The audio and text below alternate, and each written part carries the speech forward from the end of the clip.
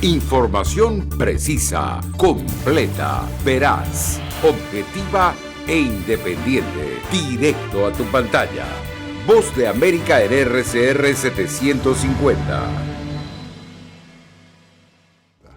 Es la palabra más popular este año. La inflación. La inflación. La inflación. Las altas cifras de inflación están produciendo estragos. La inflación afecta más en la canasta familiar diaria, ¿va? Y gobiernos en Latinoamérica renuevan las mismas promesas. Yo les prometo que el día viernes va a empezar otra guerra. La guerra contra la inflación en Argentina. ¿Qué significa este fenómeno inflacionario y hasta cuándo durará? La inflación se viene acelerando, sigue todavía en un proceso de suba y en líneas generales influida por lo que fue el efecto pospandemia. Cada vez la plata alcanza menos y los ingresos no aumentan. En B360 analizamos el impacto de la inflación en nuestra región, sus causas, estragos y qué países verán los peores resultados de una recesión económica que algunos expertos denominan como histórica. Hola, ¿qué tal? Les saluda Cristina Caicedo Smith y bienvenidos a B360. Y bueno, con el llamado periodo de pospandemia llegó la alegría por la terminación de las restricciones y también la preocupación por cómo será la recuperación económica. Y es aquí donde un dato se convierte en el protagonista de las conversaciones, el de la inflación. ¿Cuáles son las cifras que destacan en América Latina y cómo repercute en el día a día? ¿Cómo entender el impacto de las alzas y bajas de la inflación en la futura recuperación de los países?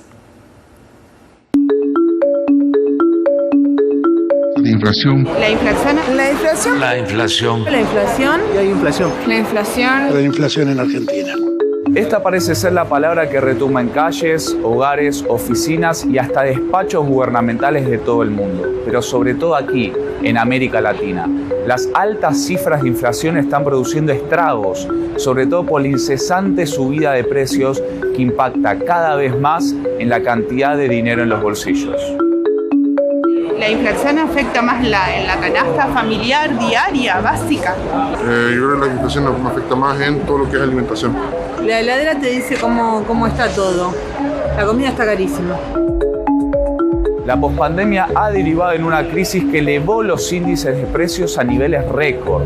Estados Unidos, el país referencia de una de las economías más sólidas del mundo, mantiene una inflación históricamente alta, a pesar de haber bajado unas décimas en los últimos meses. Mientras, la región se camina un incremento de 12,1% para este año, según pronóstico del Fondo Monetario Internacional.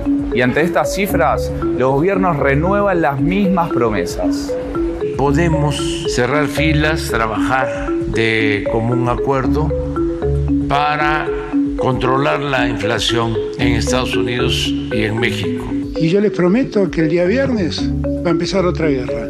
La guerra contra la inflación en Argentina. Ahora bien, ¿cómo explicar este fenómeno inflacionario? Y sobre todo, ¿hasta cuándo durará? La inflación se viene acelerando, sigue todavía en un proceso de suba y en líneas generales influida por lo que fue el efecto pospandemia, es decir, la consecuencia de las decisiones de política monetaria y fiscal que se tomaron en el 2020, es decir, de aumento del gasto público, de baja de tasas de interés y de financiamiento de ese gasto público de ayudas con emisión monetaria, y esto se agudizó en lo que va del año producto de lo que fue la invasión de Rusia a Ucrania y todo el efecto que esto generó en la provisión, sobre todo de alimentos, pero también de energía, ¿no? Que tuvo un impacto muy fuerte en términos de subas de precios del petróleo. Tal como afirman algunos economistas, el panorama parece más sombrío cuando se mira la región como un todo. El FMI asegura que América Latina se encamina a registrar las tasas más elevadas de los últimos 25 años y el 12,1% que pronostica para este año le sigue una inflación de 8,7% para 2023. Y de nuevo, todo esto impacta en el bolsillo. Y nos golpea como todo el mundo. O sea, cada vez la plata alcanza menos y los ingresos no aumentan, así que nos afecta un montón, obviamente. Está todo más caro en general. Uno va al supermercado y ahora te puedes llevar mucho menos cosas con la misma plata que antes te llevabas el doble. No puedes ahorrar, no puedes hacer ningún plan a largo plazo. En este contexto, hay países que por una cosa o la otra sobresalen del resto. Por un lado está Argentina, que con más del 70% de inflación anual busca competirle a Venezuela el primer lugar de los países con más inflación aquí en la región.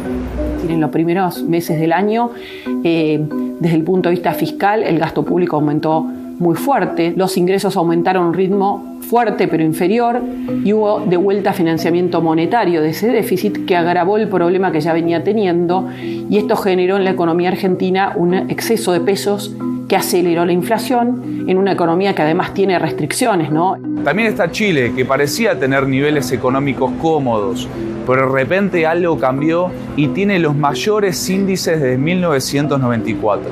Bueno, hay dos causas. Una común a todos, que es la causa externa, sobre todo vinculada a la guerra de Ucrania, aumento del precio de la energía y de los alimentos. Y la otra, que antes de esto se tiró enorme cantidad de dinero al mercado.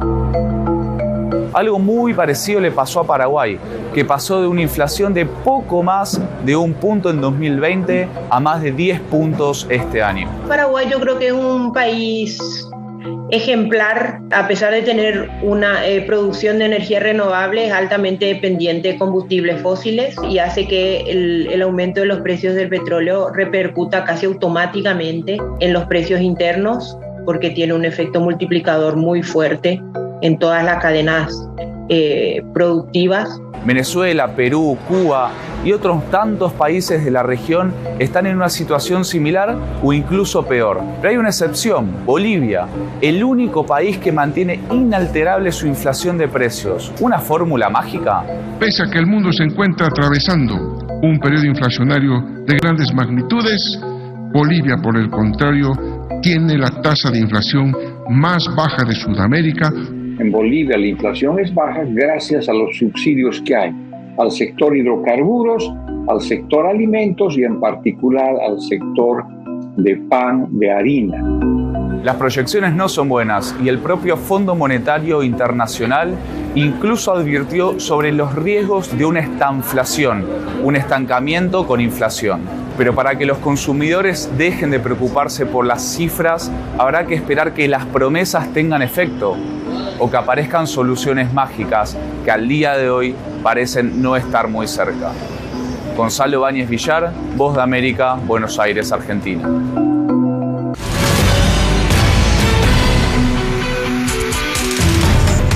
Y seguimos en Estados Unidos. Esta semana la noticia más importante en el país ha sido la posible decisión por parte de un juez magistrado federal de Estados Unidos sobre publicar o no la declaración jurada que respalda una orden de allanamiento ejecutada la semana pasada en la propiedad del expresidente Donald Trump en Florida.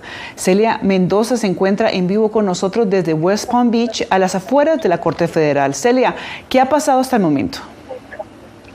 Cristina, sabemos que durante esta semana se ha dado a conocer información importante. Primero, el Departamento de Justicia, que ha sido claro acerca de lo clave que es la información dentro de este documento, no solamente porque revela la manera en la que están trabajando en esta investigación criminal que ya tiene en sus manos un gran jurado, sino también porque muestra detalles de testigos que fueron entrevistados. Se sabe que por lo menos 2 de los consejeros de la Casa Blanca legales, quienes estaban a cargo de organizar el regreso de los documentos de Mar-a-Lago al Archivo Nacional de los Estados Unidos, fueron entrevistados y esa información está dentro del documento. Al mismo tiempo, documentos clasificados, información que está dentro de la categoría de secreto de Estado, estaría allí. De ahí la oposición del Departamento de Justicia fuertemente a que esto se haga público. El juez federal, por su parte, ha decidido que los argumentos se tenían que hacer en persona en la corte. Esto para garantizar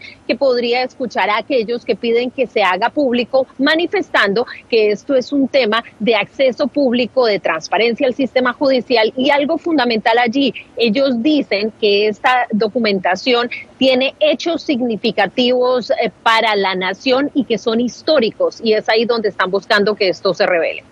Ahora, este no es el único caso que el expresidente Donald Trump tiene pendiente. Tiene casos también pendientes en el estado de Georgia y Nueva York. ¿De qué se tratan, Celia? Así es, Cristina, el expresidente de los Estados Unidos tiene este caso muy cerca a su casa, pero también tiene uno en Nueva York y en Georgia. Empecemos por Georgia, en el condado de Fulton. Se ha venido investigando la posibilidad de que se hubiera tratado de presionar a las autoridades electorales para cambiar o modificar la manera en la que se daban los votos, o por lo menos parte del colegio electoral. El expresidente Donald Trump ha asegurado falsamente de que ganó en ese estado, y recordemos que se dio a conocer una llamada telefónica en la que se le escuchaba él hablando directamente con algunas de las autoridades electorales en ese estado y en ese condado en particular, pidiendo que se encontraran algunos de estos votos. Y es importante ahí que ellos, que sucedió, ex abogado personal Giuliani, se le dio una sesión y se está investigando, y obviamente podría terminar en cargos criminales, todavía no está. Bueno, y Celia, en Nueva York tiene precisamente 2 casos. ¿Cómo se espera se procederá sobre esto?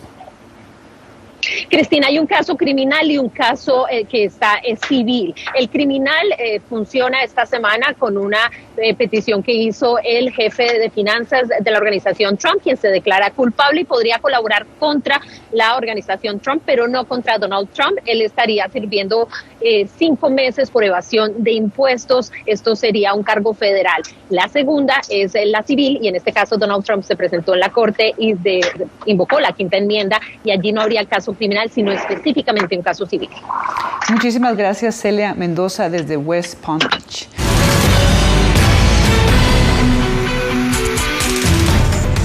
Seguimos en B360. En Venezuela, derrames petroleros, varios kilos de plástico y un alga conocida popularmente como verdín asfixian la pesca en el lago de Maracaibo, el que es catalogado como el más grande de Sudamérica. Un daño ambiental que impacta tanto el bolsillo como la salud de los habitantes de la zona. Adriana se encuentra en vivo con nosotros. Adriana, tú viajaste a la zona. ¿Cuál es el impacto a corto plazo y la principal preocupación para los residentes?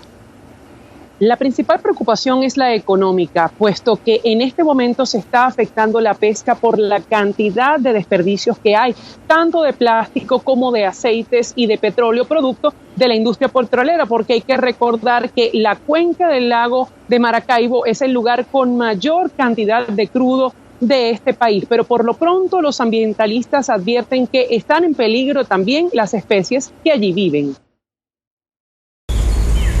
Esto fue un derrame que hubo y la red se puso así.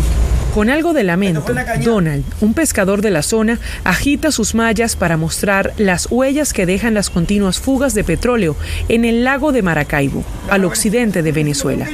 Los frecuentes accidentes ahogan la pesca artesanal, fuente de ingresos de la mayoría de la población que vive a sus orillas. El camarón, cuando uno se ancocha, sale acá con el petróleo, o si no sale a gasolina. A veces agarré 300 kilos, 500 kilos de camarón, y cuando viene mucho petróleo, ese camarón no sirve, porque ya ese camarón ya está contaminado. Mayormente es la cangreja la que paga más la consecuencia, porque a la cangreja se le pega en la concha, en las patas, se le pega el petróleo. La cuenca de este cuerpo de agua es de las más ricas en petróleo del mundo, pero desde el año 2006 los derrames del hidrocarburo han sido constantes. Más de 50.000, 60.000 fugas de petróleo se han generado en nuestro lago de Maracaibo, y diariamente en todo el territorio de nuestro lago de Maracaibo se derraman entre 300 y 1.000 barriles de petróleo al lago de Maracaibo. No solo el crudo flota en el lago, también lo hacen desechos sólidos. Desde enero de este año, la Fundación Azul Ambientalista calcula que se han extraído más de 3 toneladas de plástico en jornadas hechas por voluntarios y la alcaldía local. Producto de la contaminación de plástico acá en el lago de Maracaibo, muchos peces consumen microplástico, una vaina muy pequeña, y lo consumen, y eso ha generado que muchos peces mueran o se contaminen producto del plástico que vemos en nuestro lago de Maracaibo, ¿no? Y caso más reciente es la tortuga de la especie careta que murió producto de ingerir más de 1 kilogramo de plástico en su organismo. Y esa capa de desperdicios también alarma a quienes, como Sandy, administran embarcaciones en las riberas del lago. Su temor es que los barcos pesqueros ya no puedan atravesar el pequeño puerto. Tanto plástico, hasta colchones, lo que se les ocurra tirar lo tiran. Y eso, el caño era mucho más ancho hace años atrás. Para sumar más elementos a un cóctel ya de por sí devastador, el lago se ha teñido de verde, producto de una alga llamada popularmente verdín, que se forma por una bacteria que pone en jaque la multiplicación de especies. Eso imposibilita a los pescadores poder hacer su trabajo diario, ¿no? Esto también genera que los mismos peces, al momento de que ven el verdín pegado en la malla, se escondan y bueno, cojan otra vía y no hacia donde están las mallas, donde están las redes de pescar, ¿no? Y esto le ha imposibilitado a los pescadores actualmente aquí en Maracaibo, en el Zulia, de poder hacer esa actividad pesquera. Un informe presentado por la NASA en septiembre del año pasado reveló que todos estos factores en el lago están poniendo en peligro la vida silvestre, la calidad del agua, la salud de los habitantes de la zona y la estabilidad de un ecosistema que quizás nunca vuelva a ser el mismo. Por lo pronto, tanto ambientalistas como la alcaldía de Maracaibo, donde está el lago que lleva el mismo nombre, están haciendo jornadas de recolección de desechos sólidos para poder paliar esta contaminación. Pero hay un elemento que se añade y es el peligro de navegar en el lago de Maracaibo, porque los pescadores confiesan que en ocasiones son atacados por lo que se conoce popularmente como piratas, quienes no solo le roban las embarcaciones, sino también sus mercancías. Muchísimas gracias, Adriana. Y bueno, las jugadoras de fútbol venezolanas son cada vez más requeridas por equipos profesionales de otros lugares del mundo. Un ejemplo es la Superliga Ecuatoriana, en la que el número de deportistas venezolanas es cada vez mayor. Néstor Aguilera dialogó con algunas de ellas, quienes le contaron sobre sus expectativas y sueños en el denominado Deporte Rey. A Hilaris Villasana la acompaña siempre una sonrisa. Dice que es porque se siente orgullosa de ser parte del que considera uno de los mejores equipos de Sudamérica, Dragonas, filial de Independiente del Valle. A sus 24 años, esta joven originaria del Tigre, en el estado Anzoátegui, en Venezuela, cuenta con larga experiencia en el fútbol de su país, pero también en Colombia y ahora en Ecuador. Un total de 12 años acumula ya formándose en el terreno. Desde que llegué siento que esto es un paraíso deportivo, una oportunidad de crecimiento, de desarrollo tanto en lo personal como en lo deportivo, y estoy sumamente feliz de haber llegado a este maravilloso club. El tiempo y la distancia han hecho pensar a Hilaris de muchas formas su futuro, su carrera deportiva y lo duro que ha sido migrar, especialmente porque extraña mucho a su familia, sus amigos y sus costumbres. Para mí es un orgullo representar los colores de mi país, aunque sea en otro club, feliz de aportarle al fútbol ecuatoriano. El entrenador de Hilaris, Rodrigo Castrillón, quien lleva más de 5 años vinculados a este proyecto deportivo, destaca sobre todo el temple y el liderazgo de las jugadoras venezolanas. Y logran adaptarse rápido porque tienen esta idea de que salen de un lugar y vienen a buscar algo mejor. Entonces ponen todo de sí, evitan, creo yo, mirar esas cosas negativas que se van viendo en distintos lugares e intentan adaptarse. El caso de Hilaris Villasana es uno más de al menos 12 jugadoras profesionales venezolanas que militan en la Liga de Fútbol Femenino del Ecuador. En otro punto de la capital del Ecuador conocimos a Andreina La Cruz, otra destacada jugadora venezolana que presta sus servicios para el Club Liga Deportiva Universitaria de Quito y su filial femenina Guerreras Albas. Al igual que Independiente del Valle, se trata de un equipo con una larga historia y múltiples títulos en el país. Mi intención no es solamente dejar una buena imagen como deportista, como atleta, sino como persona, porque yo creo que el expresar o el dar a saber de dónde vienes siempre hablará de lo bien que te criaron, de los valores que te dejaron. Y del fútbol de Andreína y su calidad como persona también hablan su entrenadora y sus compañeras. Coinciden en el enorme reto que representa juntar distintas culturas y lograr buenos resultados. Cuando una jugadora viene de Venezuela, con toda la problemática de sus países, ya de por sí son guerreras. Que es diferente venir quizá de otro país donde la cultura, la parte social y política no está tan complicada. Yo tengo que aprender mucho con las muchachas y también ellas aprenden mucho conmigo. Son una experiencia, una troca, un cambio muy bueno. Ya está Lilioski García protegiendo su parante. A unos 400 kilómetros de Quito, en la ciudad de Guayaquil, juega como arquera otra venezolana, Lilioski García, de 27 años, quien afirma que es muy significativo representar a su país. Asegura que su sueño es llegar a ser campeona y jugar la Copa Libertadores de América Femenina, el campeonato por equipos más importante del continente.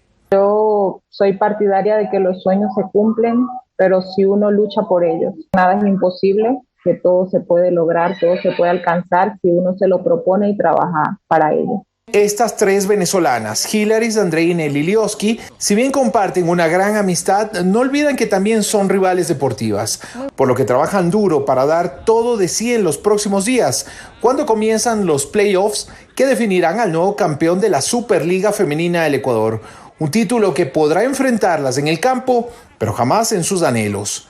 Néstor Aguilera, Voz de América, Quito, Ecuador.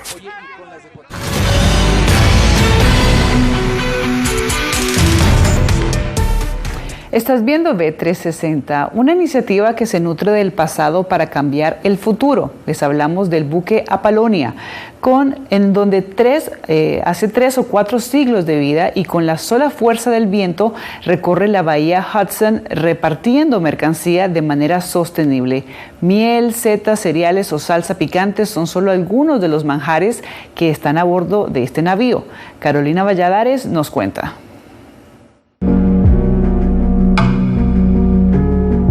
Como sacado de una novela de aventuras al estilo de Robinson Crusoe, en plena bahía de Hudson, el capitán Sam Merritt y su tripulación de mercaderes navegan a bordo del buque Apolonia para darle, según dicen, un respiro al medio ambiente. Estamos usando el viento para transportar cosas de manera sostenible, pero con el propósito de unir a todos estos increíbles productores en todo el valle de Hudson. A bordo del navío Apolonia, un bergantín de los años 40, la tripulación conecta a comerciantes que, al igual que ellos, buscan con esta iniciativa combatir el cambio climático. Estamos conectando a las personas que hacen jarabe de arce aquí mismo, personas que hacen salsa picante aquí mismo con consumidores en la ciudad de Nueva York, y así incluso estamos cambiando las cosas. Y no solo especias, a bordo de la Apolonia se transporta miel, granos o setas en colaboración con pequeños productores de la zona. La idea de apoyar a granjas locales a muchas de estas personas es una práctica común, y la idea de productos orgánicos y comercio justo, y cómo se trata la mano de obra, y realmente están tratando de hacer el mejor producto, y eso no es solo sabor, eso también es historia e impacto. Hay mucha gente que trata de hacer algo como esto. Quiero decir, cuando consiguió este bote era solo un esqueleto, no había mástil ni botavaras y en solo un par de años lo armó todo.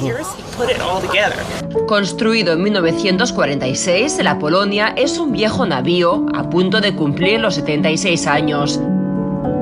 Ahora, cargado de mercancías nuevas, brinda esperanza a una comunidad que le apuesta al medio ambiente.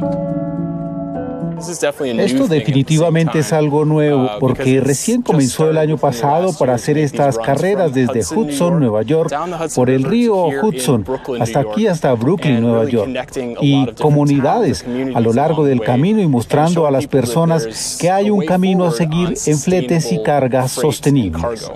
Un sueño nacido de un buque que pasó de navegar mares en los años 40 a construir los puentes para un futuro sostenible en el siglo XXI. Está esta crisis que estamos teniendo con el clima y estamos buscando algunas soluciones, y me siento inspirado por el pasado y siento que esta sigue siendo una solución realista. Carolina Valladares, Voz de América, Washington. Hasta aquí V360, les saludó Cristina Caicedo Smith. Radio Caracas Radio presentó Voz de América.